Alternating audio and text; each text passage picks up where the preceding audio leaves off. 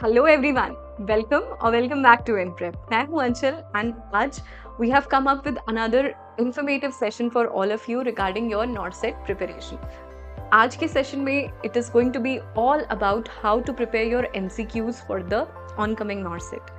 तो यहाँ पर बहुत सारे लोगों का ये क्वेरी रहता है कि मैम हमारा थ्योरी पूरा हो गया है लेकिन अभी भी बहुत सारी नेगेटिव मार्किंग हो रही है क्वेश्चन में। ठीक है, कुछ लोगों का ये रहता है मैम इतना पढ़ लिया है, क्वेश्चंस भी सॉल्व कर रहे हैं लेकिन सारे क्वेश्चन गलत हो जाते हैं। तो इन सारे क्वेश्चंस का आंसर लेके today we have come here. ठीक है, सबसे पहले तो बात कर लेते हैं कि एमसीक्यूज को सॉल्व कैसे करना है। देखो, नॉट सेट का पैटर्न अभी इस साल से चेंज हो गया है। आपके 18 मिनट्स होते हैं 20 क्वेश्चन सॉल्व करने के लिए। ठीक है, मतलब सेगमेंट्स की बात हो रही है। ओवरऑल यहाँ पर 90 मिनट्स रहते हैं फॉर 100 क्वेश्चंस। तो ऐसे में time management becomes a very important aspect. तो सबसे पहले तो अपना जो भी आप पढ़ाई कर रहे हैं, जो भी क्वेश्चन सॉल्व कर रहे हैं, make sure you are managing your time well. This is the first and foremost thing that you need to keep in mind. इसके बाद अगर हम यहाँ पर बात करें तो सबसे बड़ी गलती जो बच्चे करते हैं वो ये करते हैं कि एक बार उन्होंने पूरी थ्योरी पढ़ ली होती है तो वो फिर सारा फोकस अपने क्वेश्चंस को देते हैं। ऐसा नहीं करना है। ठीक है, आपका जो थ्योरी और क्वेश्चंस का टाइम आपने डिवाइड किया है, सपोज एक एग्जांपल लेते हैं कि आप दिन में 5 घंटे पढ़ते हो। ठीक है, जब आपने पढ़ना शुरू किया तो आपने 5 घंटे में से 3 घंटे का टाइम अपना किसको दिया, थ्योरी को दिया, और 2 घंटे का टाइम दिया अपने क्वेश्चंस को। ठीक है, एक बार आपकी थ्योरी पे ग्रिप अच्छी हो गई, फिर बच्चे क्या गलती करते हैं कि वो थ्योरी पढ़ना बिल्कुल छोड़ देते हैं। वो पूरे 5 के 5 घंटे क्या कर रहे हैं, सिर्फ क्वेश्चन सॉल्व कर रहे हैं। और ये सबसे बड़ा बैरियर होता है आपके सिलेक्शन में।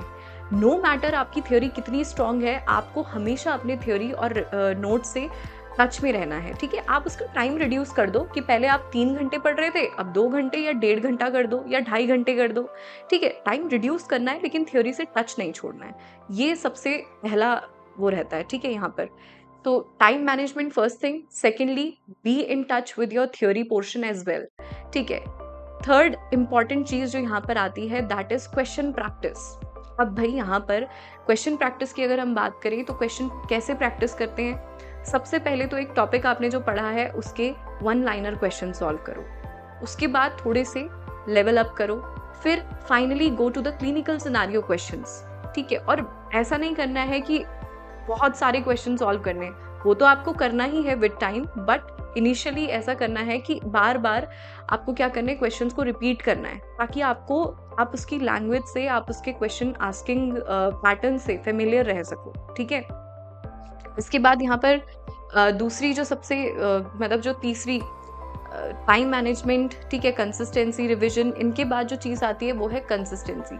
अब यहाँ पर क्या होता है, कुछ बच्चे कंसिस्टेंट नहीं रहते हैं। एक दिन क्या करेंगे, पूरा 12 घंटे पढ़ने बैठ जाएंगे, अगले दिन क्या करेंगे, एक किताब को हाथ भी नहीं लगाएंगे। ये सबसे बड़ी मिस्टेक होती है। ठीक है, तो फोर्थली यहाँ पर consistency is very very important. ठीक है, तो अभी तक मैं आपके साथ 4 पॉइंट्स डिस्कस कर चुकी हूँ। सबसे पहला तो आपका क्या है, टाइम मैनेजमेंट।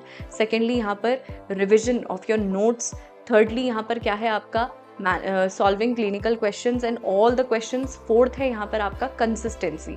ठीक है, ऐसा नहीं है कि एक दिन 12 घंटे पढ़ना है और दूसरे दिन पढ़ना ही नहीं है। हर दिन अपना टारगेट सेट करो कि मुझे इतने घंटे अपनी पढ़ाई को देने ही देने हैं। It can be 2 hours, it can be 3 hours, it can be 5, 6, 10, 12, जितने घंटे आपकी कैपेसिटी है उस हिसाब से पढ़ो, लेकिन रोज पढ़ो। ठीक है, this is the most important thing. बेटा, कंसिस्टेंसी से ही चीज़ें मिलती हैं। ठीक है, आपने देखा है, आप एक चींटी होती है ना, छोटा सा दाना लेके चल रही होती है, आप उसके रास्ते में ऐसे हाथ रख दो आगे से, ठीक है, उसको रोक दो, वो क्या करेगी, अपना रास्ता बदल देगी, लेकिन रुकती कभी नहीं है, वो उधर से निकलने की कोशिश जरूर करती है। तो you have to be that person. आपका फोकस उतना क्लियर होना चाहिए कि मुझे अगर 5 घंटे पढ़ना है तो पढ़ना है, फिर चाहे दुनिया में कुछ भी हो रहा है, किसी की शादी हो रही है, किसी का पेपर लीक हो रहा है, किसी का कुछ भी हो रहा है, मुझे कोई फर्क नहीं पड़ता। मुझे 5 घंटे बैठना है तो बैठना है। You have to make yourself motivated, क्योंकि मैं आपके पास आऊंगी, आपको 4 मिनट ज्ञान की बातें दूंगी, आपको यहाँ पर बताऊंगी कि बेटा ऐसे पढ़ो, ये करो, तुम्हें सिलेक्शन मिलेगा, ये मिलेगा। उस टाइम तो तुम्हारे दिमाग में क्या होगा, नॉरएपिनेफ्रिन, डोपामिन, ये सब रिलीज होंगे। ठीक है, तुम्हारा मन करेगा बस आज तो सिलेक्शन ले लेंगे। जैसे ही वो वीडियो खत्म हुआ, जैसे ही मैं गई या कोई भी और एजुकेटर गया, मोटिवेशन भी गया। So internal motivation is the best thing that you can do for yourself.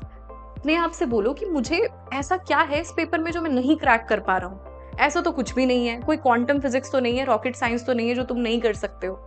ठीक है, 4 बातें हो गई हैं।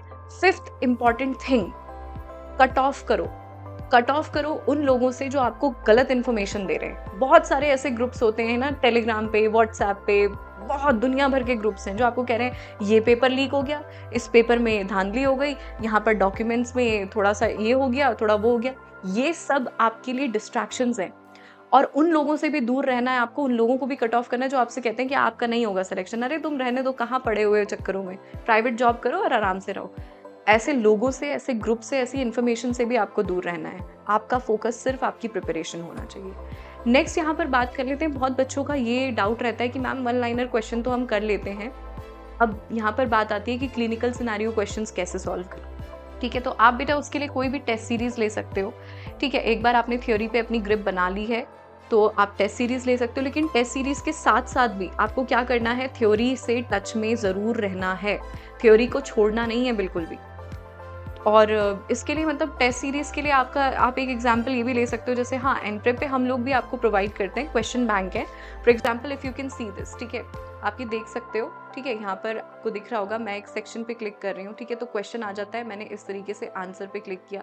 ठीक है, तो इमीडिएटली सपोज ये आंसर गलत है या सही है, तो वहाँ पर इमीडिएटली क्या आ जाएगा, आपका नीचे रेशनल भी आ जाएगा, तो आपको कहीं और ढूंढना नहीं पड़ेगा। ठीक है, so this is how it works. Alright, तो ये एक एग्जाम्पल था, मतलब मैं आपको बता रही हूँ। आप टेस्ट सीरीज ले सकते हो और अपने क्वेश्चन बैंक सॉल्व करते रहें continuously. Previous year question papers are extremely important for you to identify कि पेपर का पैटर्न कैसा रहता है। ठीक है, तो प्रीवियस ईयर क्वेश्चन पेपर्स को ज़रूर सॉल्व करें।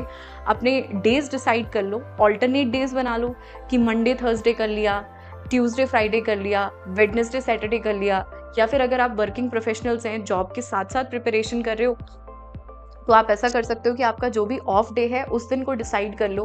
भाई मंथली रोस्टर तो आ जाता है ना 1 तारीख को, तो आपको पता होगा कि आपके ऑफ डेज कौन से हैं, उनमें मार्क कर लो अपने पास एक रजिस्टर में कि इस दिन मुझे एक एक प्रीवियस ईयर क्वेश्चन पेपर देना है और एक एक मॉक सॉल्व करना है। ठीक है, और अगर आपको अपनी प्रिपरेशन ये सब करनी है, मतलब आपको ऐसा है कि आपके पास ज़्यादा सब कुछ पढ़ने का टाइम नहीं है, जो कि होता है बहुत लोगों के साथ। सी नर्सिंग में we all of us come from a very humble background, तो बहुत लोगों के लिए पॉसिबल नहीं होता है कि आप पूरा टाइम अपनी स्टडीज़ को डिवोट करो।